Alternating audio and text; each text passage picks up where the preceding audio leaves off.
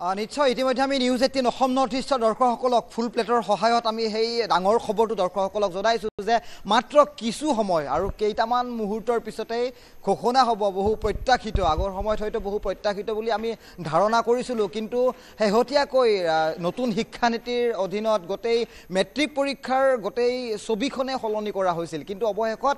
আজিও সেই আমি যদি আগৰ কথা মনত কৰোঁ তেতিয়াহ'লে সেই ডাঙৰ শিক্ষা জীৱনৰ হেঙাৰ হিচাপে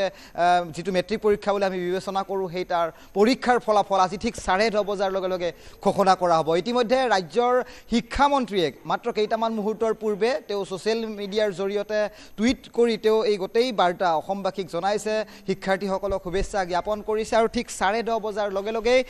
মেট্ৰিকৰ ফলাফল ঘোষণা কৰা হ'ব আৰু এই খবৰটো ইতিমধ্যে আমি দৰ্শকসকলক জনাইছোঁ আৰু আমি কওঁ যে পূৰ্বৰ দৰে কোনো স্থানৰ কথা নাথাকে কাৰণ আমি জানো যে পূৰ্বে 20টাকৈ স্থান আছিল তাৰ পিছত কিছু হাল হালনি হ'ল 10টা স্থান নিৰূপণ কৰা হৈছিল আৰু তাৰ পিছত যোৱা বৰ্ষত যদি আমি চাওঁ তেতিয়াহ'লে সৰ্বাধিক নম্বৰ সংগ্ৰহ কৰাৰ তালিকা এখন প্ৰকাশ কৰিছিলে বৰ্ডৰ ফালৰ পৰা আৰু সেই তাত যিসমূহ শিক্ষাৰ্থীয়ে অধিকাংশ নম্বৰ লাভ কৰিবলৈ সক্ষম হৈছিল তাৰ এখন তালিকা প্ৰকাশ কৰিছিল কিন্তু শেহতীয়াকৈ এইবাৰ যিটো নতুন শিক্ষানীতিৰ আধাৰতেই গোটেই মেট্ৰিকৰ পৰীক্ষাখন অনুষ্ঠিত হৈছিল তাত এইবাৰ স্পষ্টভাৱে কিন্তু বৰ্ডে এটা কথা উল্লেখ কৰিছিল যে কোনো ধৰণৰ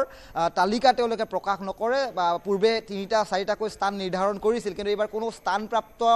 বা পৰীক্ষাৰ্থীৰ নাম উল্লেখ নকৰে তাত নাম্বাৰৰ কোনো কথা নাহে কিন্তু ঠিক 10:30 বজাৰ লগে লগে ৰাজ্যৰ প্ৰতিখন বিদ্যালয়ে এই ফলাফল ঘোষণা কৰিব পাৰিব গতিকে ইচ্ছুকতাৰে যি 15 ফেব্ৰুৱাৰীৰ পৰা 6 মাৰ্চলৈ ৰাজ্যত মেট্ৰিক পৰীক্ষা অনুষ্ঠিত হৈছিল পেপাৰ লিকৰ লৈও কিছু বিতৰ্কৰ সূচনা হৈছিল কিন্তু মাত্ৰ 2টা দিন পূৰ্বে আমি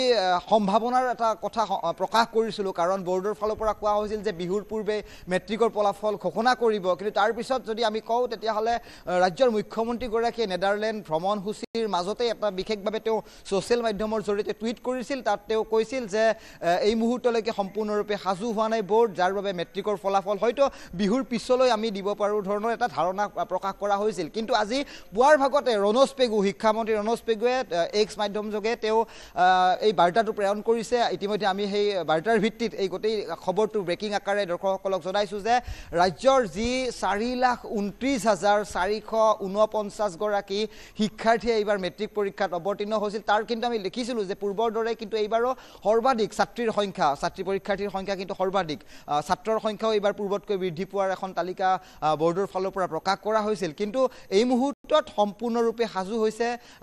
যিটো আমি কওঁ যে পূৰ্বে যে ছেকেণ্ডাৰী এডুকেশ্যন যিখন বৰ্ড আছিলে তাৰ পিছত কিছু হাল হালনি হ'ল নতুন শিক্ষানীতিৰ আধাৰত গোটেই পৰীক্ষাৰ ব্যৱস্থাটো অনুষ্ঠিত কৰা হ'ল আৰু শেহতীয়াকৈ আজি ঠিক 10:30 বজাৰ লগে লগে 8 বজাৰ লগে লগে নটিফিকেশ্যন জাৰি কৰা হ'ব তাৰপিছত আনুষ্ঠানিকভাৱে যিটো ফলাফলৰ কথা কোৱা হয় সেয়া ঠিক 10:30 বজাৰ লগে লগে ৰাজ্যৰ প্ৰতিখন বিদ্যালয়ৰ ফালৰ পৰা এই গোটেই পৰীক্ষা যিটো অনলাইন যোগে কেইবাটাও অনলাইনৰ যিটো ছাইট এই মুহূৰ্তত বৰ্ডৰ ফালৰ পৰা ঘোষণা কৰা হৈছে সেই ছাইটসমূহ আমি দৰ্শকসকলক মাত্ৰ কেইটামান মুহূৰ্তৰ ভিতৰতে জনাবলৈ সক্ষম হ'ম কিন্তু কৈছোঁ যে ডাঙৰ কথা যে ডাঙৰ খবৰ যে ৰাজ্যৰ যিসমূহ মেট্ৰিক পৰীক্ষাৰ্থী আছিলে অভিভাৱকসকল আছিলে তেওঁলোকে বহুত ইচ্ছুকতাৰে বাট চাইছিল যে বিহুৰ পূৰ্বে ঘোষণা হ'ব নে বিহুৰ পিছত ঘোষণা হ'ব কিন্তু এইবাৰ মুখ্যমন্ত্ৰীক চেৰ পেলাই শিক্ষামন্ত্ৰীয়ে ডাঙৰ এটা বৃহৎ ঘোষণা কৰিছে এক্স মাধ্যম যোগে তেওঁ জনাইছে তেওঁ শিক্ষামন্ত্ৰী ৰূপে তেওঁ কাৰ্যকাল সেই কাৰ্যকালত হয়তো এইটো এটা সৰ্ববৃহৎ তেওঁৰ ঘোষণা যে মেট্ৰিকৰ পৰীক্ষাৰ ফলাফল ঠিক 10:30 বজাৰ লগে লগে হয়তো ঘোষণা কৰা হ'ব এই মুহূৰ্ততো কিন্তু বহু লোক অস্বস্তিত পৰিছে যে এয়া ঘোষণা কিমান দূৰ সত্যতা হ'ব কিন্তু কৈছোঁ যে